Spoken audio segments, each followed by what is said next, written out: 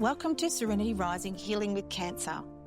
I'm Bron Watson, and I want to welcome you to not just a podcast, but to a community, a new way of seeing, feeling, and walking through the chaos of cancer. This week on Serenity Rising, we have the most amazing guest, Barb Smith. She's actually got the Order of Australia medal. This woman is amazing. So when cancer reared its ugly head in 2004, it was the biggest shock of Barb's life. She was working in Sydney, computer tutoring at a university, and the last thing on her mind was a cancer diagnosis. She was more focused on getting her students across the line in their examinations. She had stage 4 non-Hodgkin's lymphoma with over 100 tumours detected in her body and was given a diagnosis of 18 months with or without treatment. Her determination to overcome this diagnosis has made for an interesting story. One of the reasons she and her husband Laurie moved to the mid-north coast was to have those last 18 months lived serenely in a pollution-free and stress-free environment. Little did she know that she would be in remission by 2009 and has gone on to lead a healthy and productive life ever since and helping others to do the same. So welcome, Barb Smith. Thanks so much for having me on your show, Bron. Welcome to Serenity Rising. Obviously, today we're here as a guest on the show. I want you to tell me about how did we get here? Yes. Where did it start? What a story. So we're talking about a cancer journey. Okay, so my cancer journey started in 2004, just around Easter time. And I went to the physiotherapy and I was just getting some work done. And I said, while you're here, can you just look at this bump that I'd noticed earlier in the day? On your neck? Yes. Wow. It was like mumps, it felt like. And she said, I'll just get the doctor to look at this. And the doctor came in, he said, come back tomorrow morning. I've just got to go off now. And it's the end of the day. It was at the sports physio at Narrabeen Fitness Centre. And so I came back the next day and he said, I might just pop you up to Mona Vale. They can have a better look at you. And that is what began. So that was 2004. Then 10 days, they said, you've got stage 4 non-Hodgkin's lymphoma. I had all the scans, blood work, had over 100 tumours in my body. My God. I never knew that. Wow. Yeah. So what happened at that time? Can I ask how old you were? Yes, I was 48 and they said, you won't make 50. So when that diagnosis fell, because I feel like they fall when they're given, how did you feel? Alone, very alone. Even though I have a great husband in Laurie and he did everything he could to help me, you feel like you're the only person and it's very lonely because you want to be available and to go to all the things that are coming up, nieces' weddings and things like that. And you're thinking, well, they're telling you you're not going to be around. And so, yeah. And angry, disappointed, all those other things, sad. So what happened next? You've got this diagnosis. They tell you have 100 tumours. Oh, my God.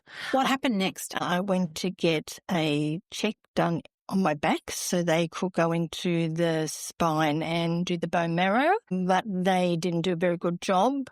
And so it hurt so much and I had to get them to stop and they caused a hematoma on my back. And then I ended up in a wheelchair because I couldn't walk because I was putting pressure on my spine. And I thought, I don't really like this doctor. I think he could see dollar signs. So I asked around and through beautiful friends, I found another hematologist who worked on the blood. Yes, because this is the hematology. It is a blood cancer. It is. It is a blood cancer. Right. So when you got to that and you're faced with this diagnosis and what was the treatment? What sort of treatment, can I ask? Yeah. What sort of treatment plan? Well, and guys, just for those who are listening, we're not talking about the types of treatment. We're talking about how Barb made decisions around being given this information. So tell me about the treatment that they had in mind for you. They had in mind a particular drug that was $20,000 a month. Did you have to pay that?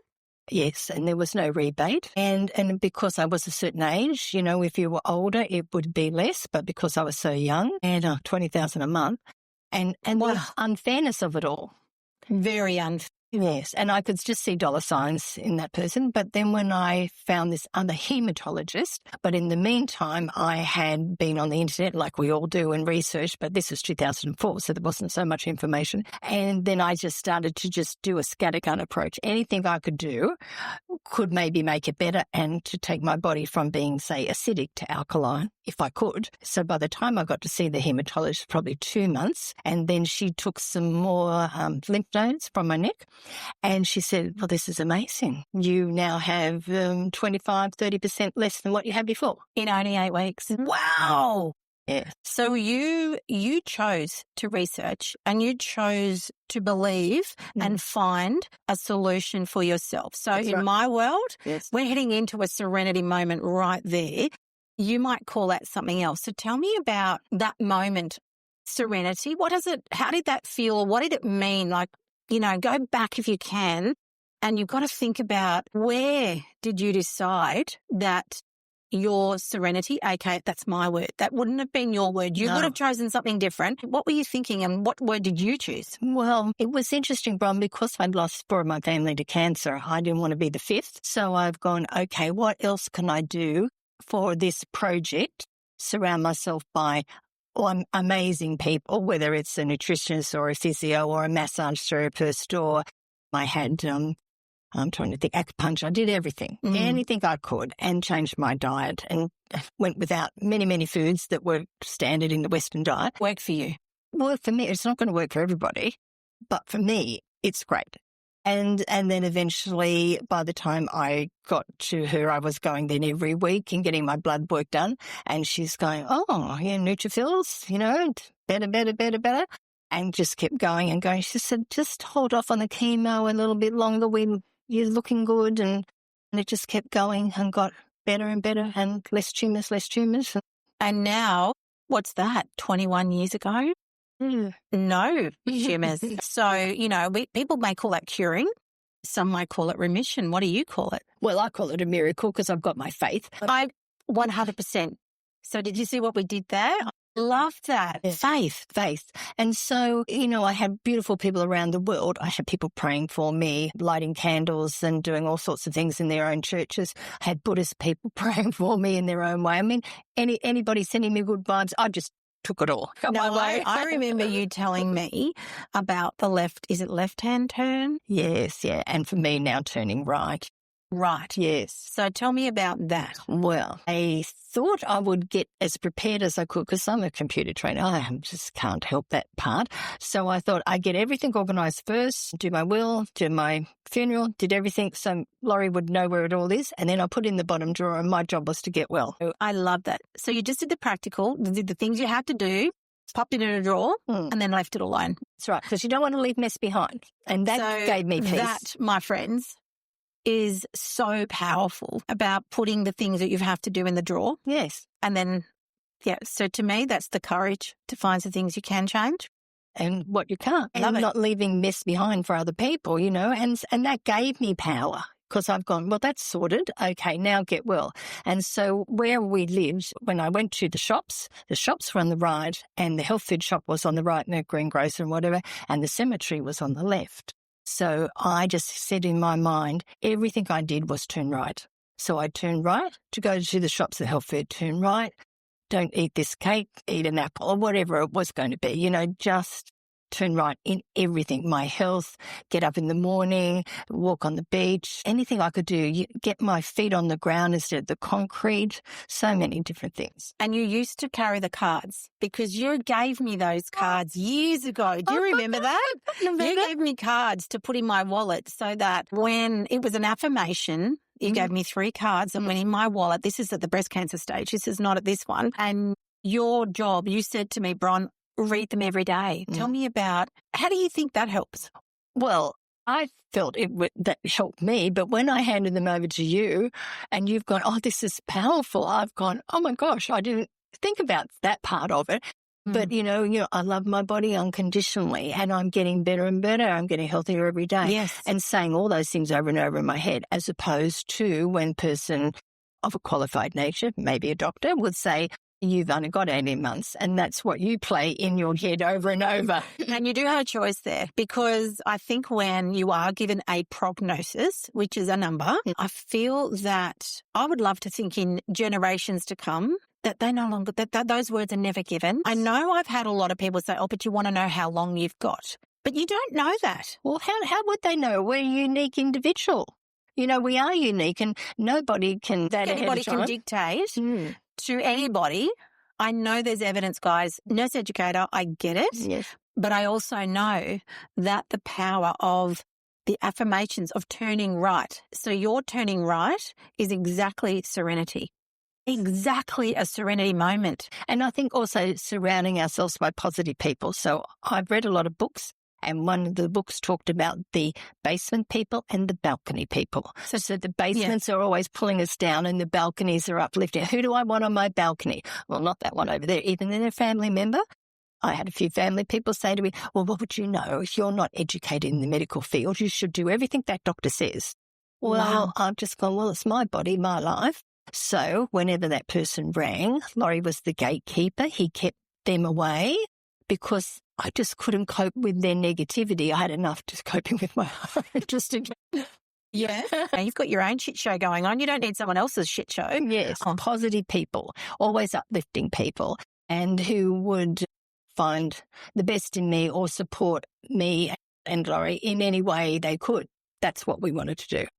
Oh, that's amazing. So do you keep any of those things going now? Well, yes. Tell me about your day, because I know I've seen your list that you had on your mirror that you would read every day of the things that you found, because this was your choice of what was right for you, the nutrition, the enzymes, the water, the diet. That's right. I think the self-discipline or self-management, and it's a challenging thing to do, but then if we look at ourselves and go, I'm worth it, like that ad on TV in the makeup, I'm really worth it, you know? We are worth it. And we've got to believe that, and that we're a unique individual and we need to be around. We've got more to contribute. We do. And to do those things, and there's times that I do my exercises every morning, a bit of yoga, or I go and stand on the ground outside and get the early morning sunlight. And I just think, so good to be alive. You know, even when I'm feeling, I have my days, you know, that we get depressed and things like that. Yes. And I understand, but I just try and say, come on, girl, you can do this. And once I've done those things, I do feel better. And I love that, because in this space, we call them the serenity moments, because you're not serenity all the time. It's not possible. Well, for me, remembering, just for me, I can't be serenity. I can't be in that space all the time. And I think that is completely normal. I know that from evidence of science and research that they tell us that is a normal response to something that happens, is to go into free fall, is to panic. Oh, but then I yes. feel that if we can, it's that space of, if there was something you could, if there was a listener that's listening here and one of our friends at Serenity Rising, what's something that you would share with them on their moments? You're right. They're your right turn, my moments. What's something that what's a couple of things that you think would be something that they could take away and start right now? Get out in nature. So if you live in a non-beach area, be around trees, give off great energy with the trees. And then if you live near the beach, like walking on the beach and getting in that water. I mean, I swim all year at our local beach and it has been refreshing, but it's invigorating. It's like having that 10-second cold shower at the end of your hot shower. It's invigorating and is good for you, you know. And I know one of those things is preventing dementia. I'm going, yeah, well, I want to be old enough to get dementia. Yes, yeah, 100%. So get out in nature. And, you know, the Japanese, they go and hug, they go and hug trees because it's medicine. It's actually medicine. And I think that it's around finding your medicine. So we were talking downstairs before we came into the studio around either an or when it comes to treatment, or the way we choose to tackle a diagnosis of something that we didn't want. And the word alternative kept coming up. Yes. And alternative or integrative. Look, I think we've got allopathy and naturopathy with the doctors and the natural sciences and so forth. But look, if anybody even said, just lay down and we'll sprinkle fairy dust over you and that'll cure you, I've gone, they bring on the fairy dust. Yeah, who cares? I was open to do anything to get to a level of maybe I would need chemo down the track, if it's 1 month or 2 months, or if I could stall it for as long as I could, it's another month, and I'm thinking another year. And then every year there's new discoveries, and like now 20 years later or so. Look, we've come a long way. Well, we have, but I know in the treatments that I am currently receiving, there's been such changes, and I'm so excited that changing is coming. And that's why, you know, they're calling it chronic disease without a cure. So if you were told you had a chronic disease, but there's not a cure, you would feel a lot better, don't you? Like for me, I feel energetically. If someone said, Bron, you've just got a chronic disease and we're going to manage it. Yeah, manage it. And that's the thing of managing your day. Every day you get through another day and not going, great.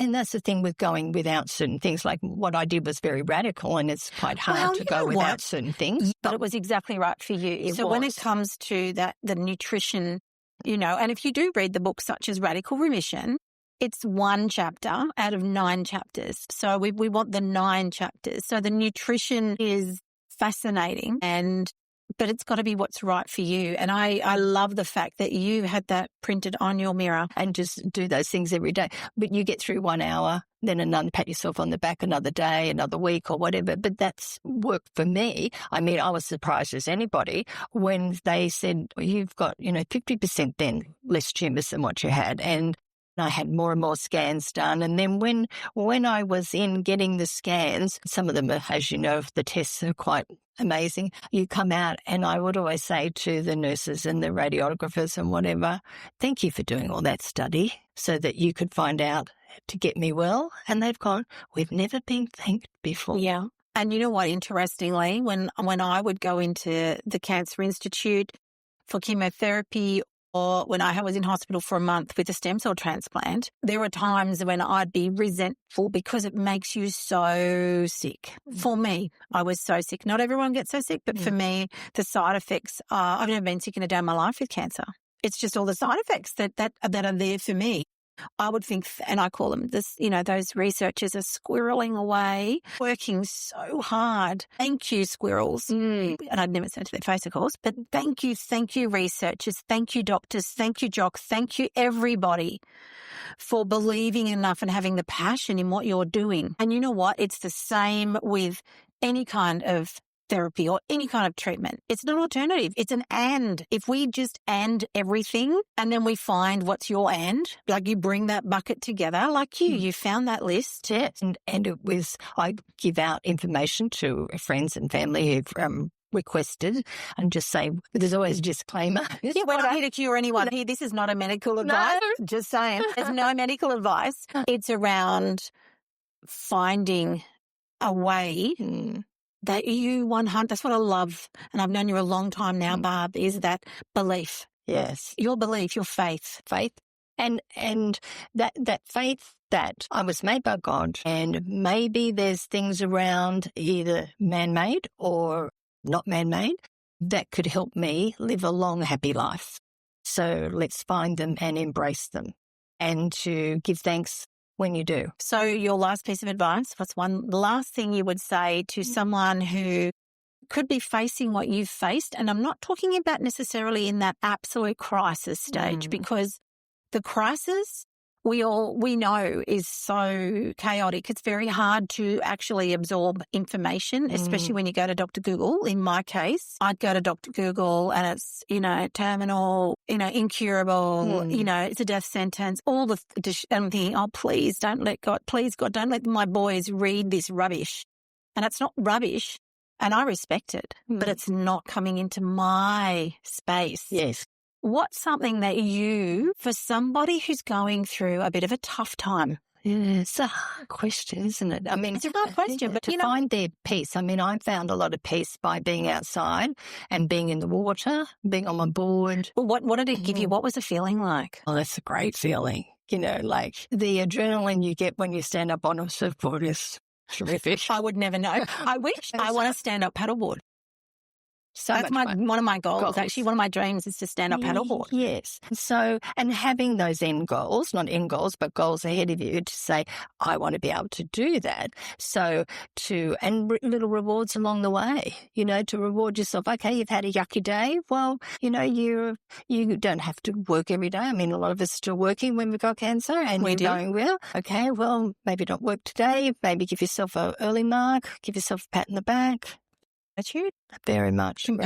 Gratitude. In my case, I say thank and respect and acknowledge those serenity moments, because the moments are what make memories. They are. And that is how we make every day count. And like with here today, how exciting. I didn't think I'd be here. Gosh, No, 20 odd years ago. So thank you for coming today. I've got a little gift for you. Really? Yes. Wow, I've seen this book before. Yes. So let's hold it up so everyone can see. So, and it's very apt that it is this week. It's the 25th anniversary of the Sydney Olympics. So, guys, if you're watching this video, Barb is actually a volunteer. How long have you been volunteering for Olympics? Well, since 2000, every game since. So we didn't think I'd make Athens, 2004, or Beijing, 2008, 2012 was London, 2006 Rio. Of course, we couldn't go to Tokyo because nobody could, with COVID. So, all those games and all those memories and fun and so much excitement I wouldn't have had. But you have, and Laurie's written a book. So this is a book written, it's called The Volunteer Experience, Living is Giving. So is that not apt? Thank you so much for my gift. I love this. So what's your next goal for your volunteering? Well, because it's not any old volunteering, guys. It's a Olympic volunteer. We are sitting in royalty. I don't think so. Well, we don't know about America, but which would be LA. So 2032 will be Brisbane, but we will be going anyway. And if we could volunteer as some advisor, that would be nice. And you've actually still got your volunteering buddies, haven't you? Oh, yes. We get together 3 times a year, and particularly now this week. Well, it's 25th anniversary. Yes, which is the 15th of September. Wow. Well, thank you for coming. Thank you for being a part of Serenity Rising. And tell me around, how can people contact you? We will put your details in the link, in the actual recording of the links. Tell me about, if people want to get in touch with you. Maybe email, do you think would be? Yeah, we can put your email there. So guys, Barb helps a lot of people in information. And you gave me information, you gave me books, you lent me your books. So if anybody is interested to hear about what Barb has done and believed with her right hand turns, yes, I can email you. Is that okay if they get in touch with you? If they email me, that would be wonderful. I'd love to help because nobody knows how it feels. Yeah, it sucks. Doesn't it? It sucks. Don't cry, because I'll cry. But thank you, my darling. Thank you for coming on and being a rising, shining star in our community. And thank you for what you're doing. This is just going to go gangbusters. I appreciate you. So thanks, Barb. Oh, good on you. Thank you so much for joining me today. It's been great having you here. And what I would love you to do is leave a comment or ask a question using my fan link below this episode and on every episode that we post. I would love to hear your thoughts, your questions, and I'll get back to you. Have a great day and bye for now.